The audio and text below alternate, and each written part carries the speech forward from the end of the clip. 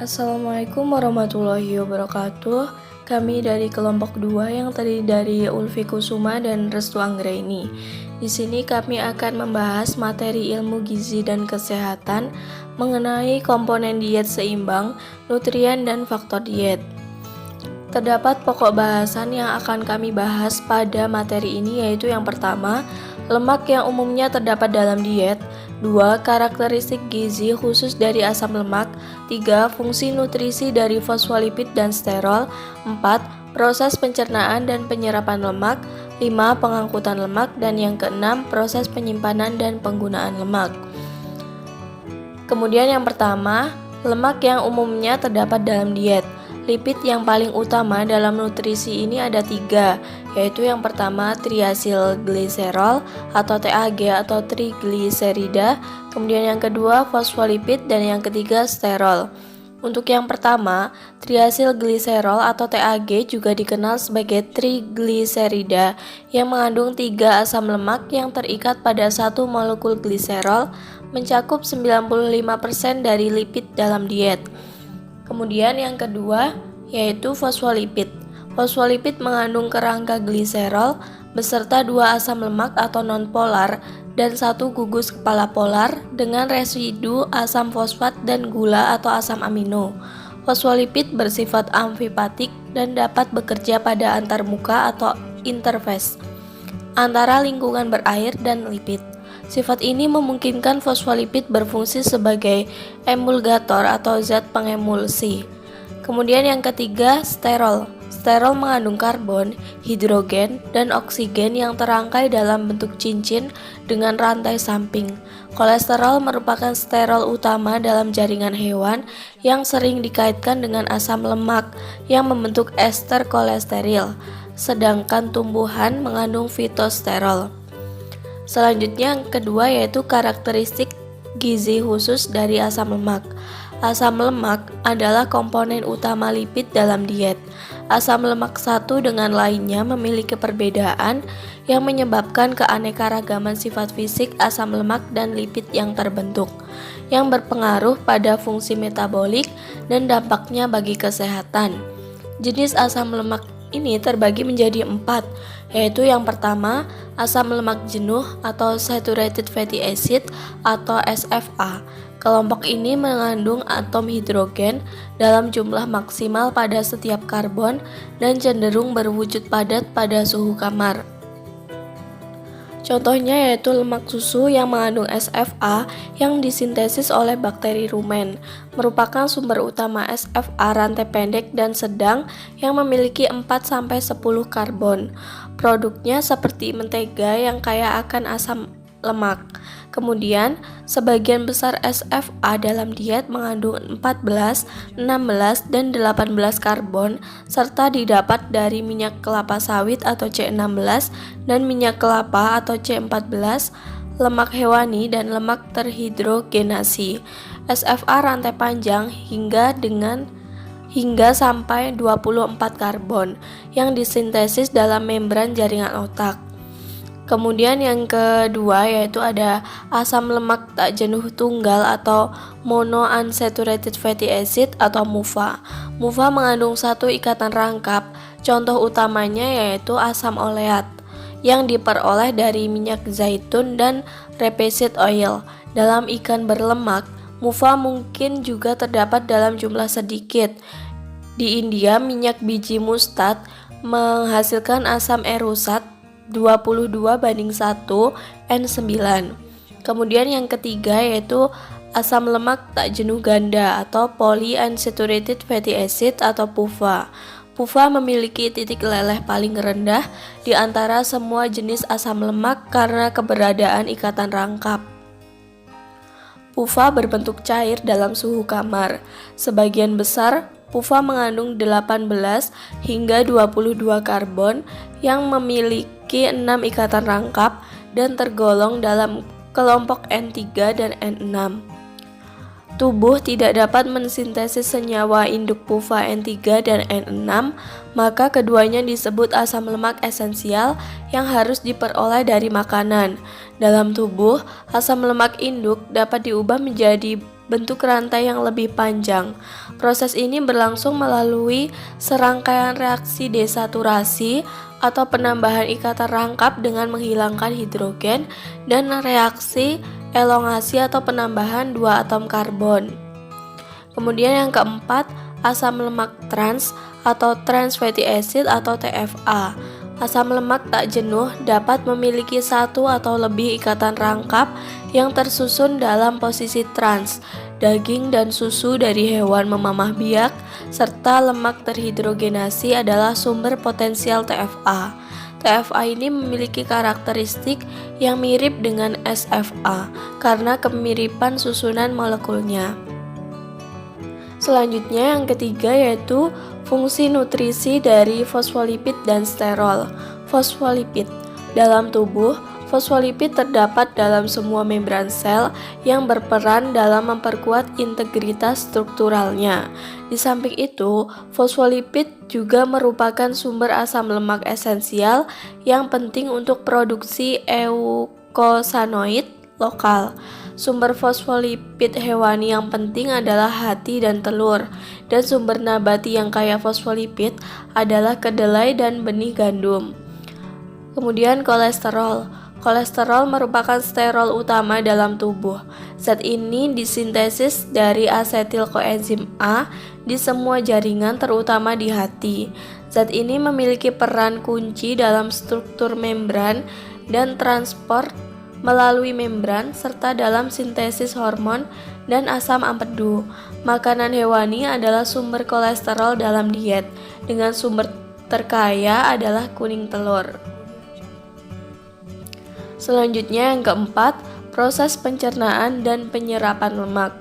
Pencernaan lemak sebagian besar terjadi di dalam usus. Pencernaan lemak tidak terjadi di mulut dan lambung karena tidak terdapat enzim lipase yang menghidrolisis atau memecahkan lemak. Lemak keluar dari lambung, kemudian empedu berkontraksi sehingga mengeluarkan cairan empedu ke dalam usus 12 jari atau duodenum. Kemudian empedu mengandung garam empedu yang berperan penting dalam mengemulsi lemak. Emulsi lemak ini berarti terjadi pemecahan lemak menjadi butiran lemak kecil untuk dihidrolisis oleh enzim lipase.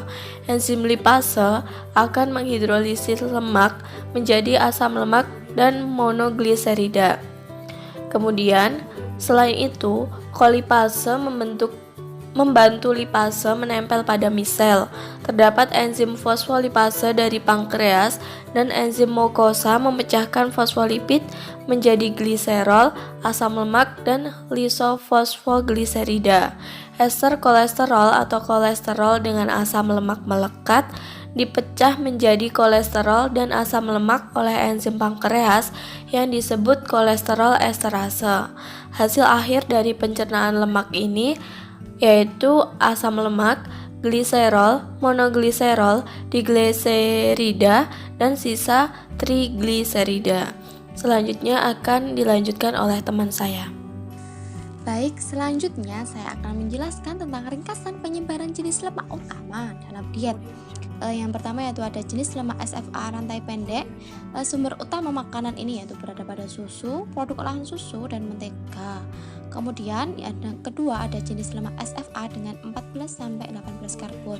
Sumber utama jenis lemak ini yaitu berada pada daging, makanan dan lemak hewani, minyak kelapa dan juga minyak kelapa sawit. Kemudian jenis lemak yang selanjutnya itu ada jenis lemak mufa. Sumber utamanya yaitu pada minyak zaitun dan minyak rapa. Kemudian selanjutnya itu ada jenis lemak pufa. Sumber utamanya yaitu berada dalam asam linolat atau minyak biji-bijian seperti minyak bunga matahari, minyak kedelai dan minyak jagung, daging, telur dan kacang-kacangan. Kemudian ada juga pada asam gamma linolenat yaitu berada pada minyak bunga borage, minyak blackcurrant dan evening primrose oil. Kemudian terdapat juga pada asam arachidonat yaitu dalam jumlah sedikit yaitu ada dalam daging dan juga kuning telur. Kemudian selanjutnya itu ada jenis lemak pufa N-3. Untuk pufa yang pertama tadi yaitu jenisnya N-6. Yang selanjutnya ini ada jenis N-3. Sumber utama makanan yang asam lemak spesifik ini terdapat dalam asam alfa-linolenat yaitu dalam sayuran berdaun hijau tua, daging dari hewan mamamah biak yang diberi makan rumput, kemudian pada minyak biji-bijian yaitu contohnya minyak flaxseed, kedelai dan juga rapeseed. Kemudian selanjutnya yaitu terdapat pada asam eicosapentaenoat atau EPA dan asam docosahexaenoat yaitu DHA yaitu terdapat pada ikan berlemak dan minyak ikan. Yang selanjutnya yaitu ada jenis lemak yang disebut kolesterol. Sumber utamanya yaitu berada pada makanan hewani yaitu telur, jeroan dan juga kerang-kerangan. Kemudian ada selanjutnya jenis lemak fosfolipid. Sumber utamanya ini hanya jumlah sedikit saja yaitu terdapat dalam kacang kedelai, minyak benih gandum dan juga makanan hewani dan telur. Kemudian yang terakhir yaitu ada jenis lemak TFA. Sumber utamanya yaitu pada produk dari hewan mamamah biak, lemak terhidrogenasi dalam produk olahan pabrik. Kemudian selanjutnya yaitu ada proses pengangkutan lemak. Proses pengangkutan lemak ini dalam tubuh dilakukan dengan dua cara yaitu ada dengan lipoprotein dan juga ada kilomikron. Karena bersifat hidrofobik, lemak tidak dapat beredar secara bebas dalam darah tetapi dikemas menjadi beberapa partikel agregat yang kita kenal sebagai lipoprotein. Fungsi utama lipoprotein adalah mengangkut triacylglycerol atau TAG dan kolesterol yang berasal dari diet atau sintesis endogen. Berikut ada komposisi khas partikel lipoprotein yang disajikan dalam tabel. Pada partikel kilomikron, TAG-nya berjumlah 90%, kolesterolnya 5%, fosfolipidnya 3% dan proteinnya 2%. Pada VLDL yaitu TAG-nya 60%, kolesterolnya 12%, fosfolipidnya 18% dan proteinnya 10%. Kemudian pada LDL, TAG-nya itu berjumlah 10%, kolesterolnya 50%, fosfolipidnya 15% dan proteinnya 25%. Kemudian yang terakhir pada HDL yaitu TAG-nya itu ada 5%, kolesterolnya ada 20%, fosfolipidnya 25% dan proteinnya 50%. Fungsi utama lipoprotein adalah mengatur TAG dan kolesterol yang berasal dari diet atau sintesis endogen. Nah, partikel-partikel ini juga mengangkut materi larut lemak lainnya. Protein yang dikenal sebagai apolipoprotein berfungsi sebagai tanda pengenal bagi partikel tersebut dan menentukan ambilannya melalui lokasi reseptor.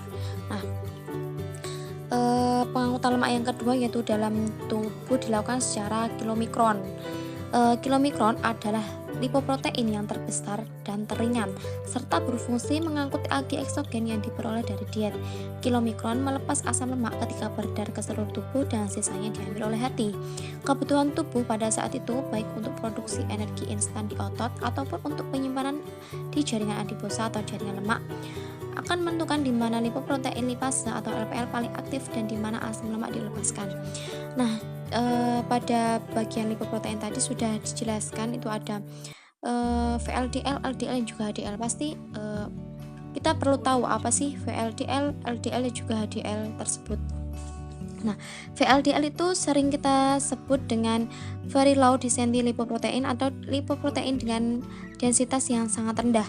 VLDL ini diproduksi di hati melalui resintesis TAG dari asam lemak yang diangkut ke hati. Kemudian puncak pelepasan VLDL ini dari hati terjadi 2-3 jam setelah makan. Tapi jika kilomikron masih ada, kilomikron akan dimetabolisme terlebih dahulu. Ketika VLDL melepaskan TAG, maka kadar kolesterolnya naik dan VLDL berubah menjadi LDL. Nah, selanjutnya yaitu ada LDL yaitu low density lipoprotein atau lipoprotein dengan densitas yang rendah. Fungsi utama dari LDL ini adalah mengangkut kolesterol ke jaringan yang memerlukannya untuk membran sel dan sintesis metabolit seperti hormon steroid. Reseptor LDL mengenali ApoB100 pada LDL, kemudian aktivitas reseptor diregulasi oleh kadar kolesterol bebas intraselular. Dengan demikian, ambilan LDL dapat bervariasi berdasarkan kebutuhan sel akan kolesterol tersebut. Untuk selanjutnya yaitu ada HDL atau high density lipoprotein yang sering dikenal dengan lipoprotein berdensitas tinggi. HDL ini disintesis di usus dan hati. HDL berfungsi mengumpulkan kolesterol bebas dari jaringan perifer. HDL ini diesterifikasi oleh LCAT menjadi ester kolesterol atau kolesterol ester atau CE untuk mempertahankan gradien kolesterol konsentrasi di dalam HDL. Nah, CE ini dapat langsung dibawa ke hati dan diekskresi melalui empedu atau ditukar dengan TAG dari VLDL dan kilomikron. Jika HCl kebetulan berlebih, HDL yang kaya akan TAG atau HDL yang berdensitas rendah menjadi substrat bagi lipase hepatik dan mengalami katabolisme secara cepat, sehingga dapat menurunkan kadar HDL yang bersirkulasi. Nah, sebagai akibatnya, proses normal pengangkutan balik kolesterol atau reserve kolesterol transport berkurang dan kadar kolesterol dalam jaringan dapat meningkat. Karena LDL dan HDL sangat berperan dalam pengangkutan kolesterol, maka keduanya dianggap sangat penting dalam proses timbulnya aterosklerosis dan juga penyakit jantung. Nah, pada slide selanjutnya yaitu ada proses penyimpanan dan penggunaan lemak. Yang pertama yaitu ada penyimpanan lemak. Proses penyimpanannya yakni dilakukan setelah transportasi melalui sirkulasi. Trigliserida dihidrolisis menjadi asam lemak lagi dalam jaringan adiposa. Lemak disimpan sebagai cadangan energi dalam adiposit yang terdapat di jaringan adiposa. Jaringan adiposa putih adalah bentuk yang paling banyak dijumpai. Sel-selnya menyimpan lemak sebagai droplet tunggal yang memenuhi hampir seluruh sel. Ada pula sedikit jaringan adiposa coklat atau brown adipose tissue atau BAT. BAT ini mungkin berperan dalam mekanisme pembuangan energi pada orang dewasa dan oleh karenanya bermanfaat bagi keseimbangan energi. Penyimpanan dan pelepasan lemak dikendalikan oleh hormon, terutama insulin dan noradrenalin. Menurut teori, lemak dapat disintesis dari karbohidrat untuk disimpan, tetapi hal ini jarang terjadi kecuali pada asupan karbohidrat yang sangat tinggi. Dengan demikian, sebagian besar lemak yang tersimpan berasal dari lemak makanan dan lemak endogen. Nah, berapa sih jumlah lemak yang disimpan dalam tubuh kita? Nah, pria dewasa yang sehat memiliki kandungan lemak sekitar 17% dari berat badannya, sedangkan perempuan sekitar 27%. Sebagian besar dari lemak ini terletak pada jaringan subkutan. Deposit lemak dalam rongga dada dan abdomen bertambah dengan meningkatnya kegemukan dan dikaitkan dengan peningkatan resiko kesehatan. Bagaimana sih mobilisasi dari lemak yang tersimpan tersebut? Ada perbedaan antara lemak yang disimpan di abdomen dan paha serta pantat pada makhluk hidup. Lemak intraabdomen lebih peka terhadap stimulus lipolisis dan lemak yang dilepaskan dari daerah ini dibawa langsung ke hati melalui vena porta, kemudian memicu respon metabolik. Nah, ini lemak yang disimpan di abdomen. Kemudian yang kedua ada lemak subkutan yang lebih resisten terhadap lipolisis dan lebih terlindungi dari fluktuasi harian. Dan yang selanjutnya ada lemak yang berdekatan dengan nodus limfo atau kelenjar limfo, dianggap membantu sistem imun tubuh dan dapat bertambah pada kondisi inflamasi kronik berakibat pada berkurangnya cadangan lemak di tempat lain. Nah, bagaimana sih metabolisme dari lemak yang tersimpan? Penyimpanan dan pelepasan lemak dikendalikan oleh hormon, terutama insulin dan noradrenalin. Lemak secara kontinu mengalir masuk dan keluar adiposit. Nah, penyimpanan lemak ini terutama terjadi pada fase pasca makan atau postprandial di bawah pengaruh insulin. Ketika jumlah kilomikron dan VLDL dalam sirkulasi darah meningkat. Ketika jumlah kilomikron dan VLDL dalam sirkulasi darah tersebut meningkat. Menurut teori, lemak dapat disintesis dari karbohidrat untuk disimpan, tapi hal ini jarang terjadi seperti saya jelaskan tadi, kecuali pada asupan karbohidrat yang sangat tinggi. Dengan demikian, sebagian besar lemak yang penggunaan lemak ini berlangsung di bawah pengaruh noradrenalin yang menyebabkan pelepasan dan oksidasi asam lemak untuk menghasilkan ATP. Sejumlah oksidasi lemak berlangsung hampir setiap waktu dalam tubuh manusia sebagai bahan bakar bagi aktivitas metabolisme dan fisik. Jaringan adiposa ini memiliki fungsi lain atau digunakan untuk hal lain, diantaranya yaitu untuk sekresi leptin. Kemudian ada pelepasan protein yang berperan dalam regulasi tekanan darah dan juga produksi sitokin dan faktor imun aktif lainnya. Akan saya jelaskan tambahan sedikit, yaitu pada penggunaan lemak ini. Dalam penggunaannya, lemak itu memiliki fungsi dalam tubuh. Fungsi lemak menurut Christine F. Mamuaja 2017 yaitu sebagai berikut. Yang pertama itu lemak sebagai sumber energi. Tanpa adanya energi, tubuh tidak akan mampu untuk melakukan aktivitas. Kemudian yang kedua, lemak sebagai sumber pertumbuhan sel. Lemak memberikan perlindungan pada lapisan luar sel dan membran sel. Kemudian yang ketiga, yaitu lemak sebagai penunjang fungsi otak. Lemak ini membuat sel-sel dalam otak terus berkembang dan membentuk lapisan sel sehat. Jadi lemak itu tidak hanya dianggap negatif saja ya, tetapi dia juga akan menunjang fungsi otak kita untuk terus berpikir dengan baik. Yang selanjutnya yaitu ada Lemak itu membantu penyerapan vitamin. Lemak membantu penyerapan vitamin ini yang didapatkan dari makanan atau luar tubuh. Jadi lemak ini juga berperan dalam proses penyerapan vitamin dalam tubuh kita. Dan yang terakhir, lemak juga mendukung kesehatan organ tubuh. Dengan lemak itu melindungi organ tubuh supaya tidak terluka. Jadi ketika lemak kita banyak, itu ketika terluka kan tidak langsung sangat sakit karena ada tingkatan ketebalan lemaknya di dalam tubuh kita, seperti itu. Nah, selanjutnya ini menampilkan referensi yang kami gunakan dari kelompok 3. Ada dari Azri Maidaliza, ada dari Barasi, kemudian Mamuaja, Mulyani, dan Shanita. Baik, sekian, terima kasih. Kami ucapkan atas pemaparan materi tentang pemaparan materi ilmu gizi dan kesehatan, khususnya yaitu pada tentang nutrien, yaitu faktor komponen diet seimbang, yaitu nutrien dan faktor diet. Sekian, terima kasih, dan wassalamualaikum warahmatullahi wabarakatuh.